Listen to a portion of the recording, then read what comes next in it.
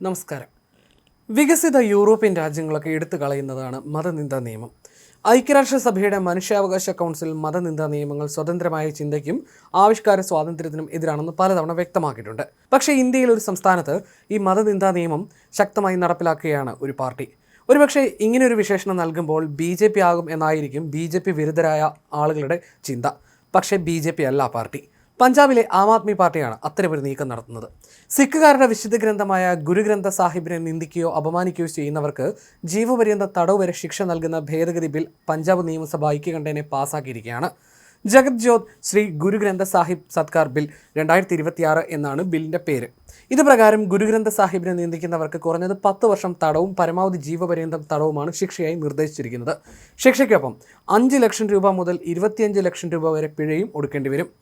ഈ ഭേദഗതി പ്രകാരം ഇത്തരം കുറ്റകൃത്യങ്ങൾ ജാമ്യമില്ലാ വകുപ്പിലും ഉൾപ്പെടും. നേരത്തെ 2008 നിലവിലുണ്ടായിരുന്ന നിയമത്തിൽ ഗുരുഗ്രന്ഥ സാഹിബിൻ്റെ അച്ചടിയും പരിപാലനവുമായി ബന്ധപ്പെട്ട നിയമലംഘനങ്ങൾക്ക് 2 വർഷം വരെ തടവ് മാത്രമായിരുന്നു ശിക്ഷ. മതവികാരങ്ങളെ വ്രണപ്പെടുത്തുന്ന തരത്തിലുള്ള ഗൂഢാലോചനകൾ തടയുന്നതിനും സാമുദായിക ഐക്യം നിലനിർത്തുന്നതിനുമാണ് ഈ കർശന നിയമം കൊണ്ടുവന്നിരിക്കുന്നത് എന്നാണ് പറയുന്നത്. മുൻപ് 2016 2018 സമാനമായ ബില്ലുകൾ പഞ്ചാബ് നിയമസഭ പാസ്സാക്കിയിരുന്നുവെങ്കിലും അവ കേന്ദ്ര സർക്കാരിൻ്റെ അംഗീകാരം ലഭിക്കാതെ മടങ്ങുകയായിരുന്നു. എന്നാൽ ഈ പുതിയ ബില്ല് ഒരു സംസ്ഥാന നിയമത്തിലെ ഭേദഗതി ആയതിനാൽ ഇതിനുടൻ തന്നെ ഗവർണറുടെ അംഗീകാരം ലഭിക്കുമെന്നാണ് സർക്കാർ പ്രതീക്ഷിക്കുന്നത്. മറ്റ് മതഗ്രന്ഥങ്ങൾ, അതായത് ഭഗവത്ഗീത, ഖുറാൻ, ബൈബിൾ എന്നിവ സംരക്ഷിക്കുന്നതിനായി സമാനമായ നിയമങ്ങൾ കൊണ്ടുവരുന്നതിനെക്കുറിച്ച് സർക്കാർ ആലോചിക്കുന്നുണ്ടെന്നും മുഖ്യമന്ത്രി ഭഗവത് മാൻ നിയമസഭയിൽ വ്യക്തമാക്കി. പാകിസ്ഥാന് സമാനമായ മതപ്രീണനമാണിതെന്നാണ് വിമർശനമുയരുന്നത്. പക്ഷേ ഇതിനെതിരെ പഞ്ചാബിന് പുറത്ത് വ്യാപകമായ വിമർശനം നേരിടുന്നുണ്ട്. മതവികാരം വ്രണപ്പെട്ടു എന്ന് ആരോപിച്ച് നൽകുന്ന ശിക്ഷകൾ ആധുനിക നിയമവ്യവസ്ഥയ്ക്ക് ചേർന്നതാണോ എന്ന ചോദ്യം ഇതോടൊപ്പം ഉയരുകയാണ്. ഗുരുഗ്രന്ഥ സാഹിബിനെ നിന്ദിക്കുന്നവർക്ക് ജീവപര്യന്ത തടവ് നൽകാനുള്ള തീരുമാനം നീതിയേക്കാൾ ഉപരി രാഷ്ട്രീയ പ്രീണനമാണോ എന്നും സംശയമുയരുന്നു. ഇന്ത്യൻ ശിക്ഷാ നിയമത്തിലെ കൊലപാതകം പോലുള്ള അതീവ ഗുരുതരമായ കുറ്റകൃത്യങ്ങൾക്കാണ് സാധാരണയായി ജീവപര്യന്ത തടവ് നൽകാറുള്ളത്. ഒരു പുസ്തകത്തെയോ പ്രതീകത്തെയോ അപമാനിച്ചു എന്ന കുറ്റത്തിന് ഇത്രയും കടുത്ത ശിക്ഷ നൽകുന്നത് ആനുപാതികമായ നീതി എന്ന തത്വത്തിന് വിരുദ്ധമാണ്. നിന്ദ അല്ലെങ്കിൽ അപമാനം എന്നതിന് കൃത്യമായ നിർവചനം നൽകുകയും പ്രയാസമാണ്. രാഷ്ട്രീയ പകപോക്കലിനോ വ്യക്തിപരമായ വിരോധം തീർക്കാനോ ഈ ഒരു നിയമം ആയുധമാക്കപ്പെടാം. വെറും ആരോപണത്തിൻ്റെ പേരിൽ ഒരാൾക്ക് ദീർഘകാലം ജയിലിൽ കഴിയേണ്ടി വരുന്നത് തന്നെ നീതികേടാണ്. മതനിന്ദ ആരോപിക്കപ്പെടുന്നവരെ തെരുവിൽ വിചാരണ ചെയ്യുകയും വധിക്കുകയും ചെയ്യുന്ന സംഭവങ്ങളും പഞ്ചാബിൽ വർദ്ധിച്ചു വരികയാണ്.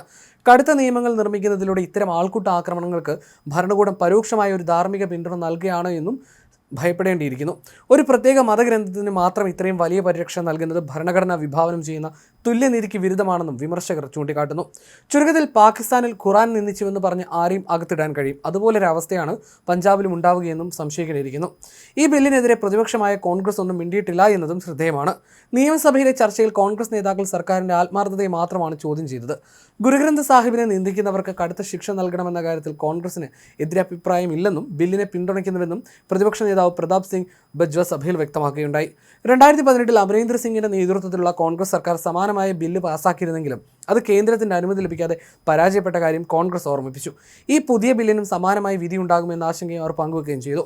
പഞ്ചാബ് നിയമസഭയിൽ ഇപ്പോൾ CPM-നോ CPI-ക്കോ പ്രാതിനിധ്യമില്ല. ആം ആദ്മി പാർട്ടി 95 സീറ്റ്, കോൺഗ്രസ് 14, BJP 2, ശിരോമണി അകാലിദൾ 2 എന്നിങ്ങനെയാണ് പഞ്ചാബിലെ കക്ഷിനില. ഇപ്പോൾ ആം ആദ്മി മുഖ്യമന്ത്രിയുടെ മതപ്പണി കണ്ട് BJP ഞെട്ടിയിരിക്കുകയാണ്. പഞ്ചാബിൽ മതനിന്ദ എന്നത് അങ്ങേയറ്റം വൈകാരികമായ ഒരു വിഷയമാണ്. ഇത്തരം സംഭവങ്ങൾ റിപ്പോർട്ട് ചെയ്യപ്പെടുമ്പോൾ പലപ്പോഴും വലിയ രീതിയിലുള്ള പ്രതിഷേധങ്ങൾക്കും ചില അവസരങ്ങളിൽ ആൾക്കൂട്ട ആക്രമണങ്ങൾക്കും വരെ ഇത് കാരണമാകാറുണ്ട്. സിഖ് മതവിശ്വാസികൾ ഗുരുഗ്രന്ഥ സാഹിബിനെ കേവലം ഒരു വിശുദ്ധ ഗ്രന്ഥമായിട്ടല്ല, മറിച്ച് തങ്ങളുടെ 10ാമത്തെ ഗുരുവിന് ശേഷം വന്ന ജീവിക്കുന്ന ഗുരുവായിട്ടാണ് കാണുന്നത്. അതിനാൽ തന്നെ ഇതിനെതിരെയുള്ള ഏതൊരു അവഹേളനവും അവർ ഉൾക്കൊള്ളില്ല. നാഷണൽ ക്രൈം റെക്കോർഡ്സ് ബ്യൂറോയുടെ കണക്കുകൾ പ്രകാരം ഇന്ത്യയിൽ മതപരമായ കുറ്റകൃത്യങ്ങൾ ഏറ്റവും കൂടുതൽ റിപ്പോർട്ട് ചെയ്യപ്പെടുന്ന സംസ്ഥാനങ്ങളിലൊന്നും പഞ്ചാബാണ്.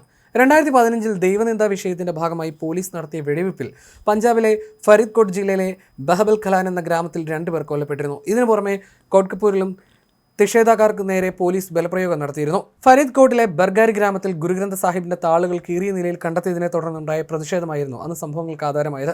ഇതിനു മുൻപായി ബുർജ് ജവഹർ സിംഗ് വാല ഗ്രാമത്തിൽ നിന്ന് ഗുരുഗ്രന്ഥ സാഹിബിന്റെ ഒരു കോപ്പി മോഷണം പോയിരുന്നു. ഈ സംഭവങ്ങളിൽ നടപടി ആവശ്യപ്പെട്ട് പ്രതിഷേധിച്ചവർക്ക് നേരെ പോലീസ് വെടിവെപ്പ് നടത്തിയ സംഭവമുണ്ടായിരുന്നു.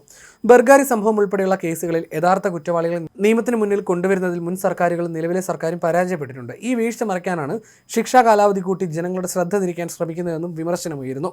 ഇത്തരമൊരവസ്ഥയിൽ ഇതുപോലെയൊരു നിയമം വന്നാൽ കാര്യങ്ങൾ കൂടുതൽ വഷളാവുകയുള്ളൂ എന്നും ഈ വിമർശകർ ചൂണ്ടിക്കാട്ടുന്നു.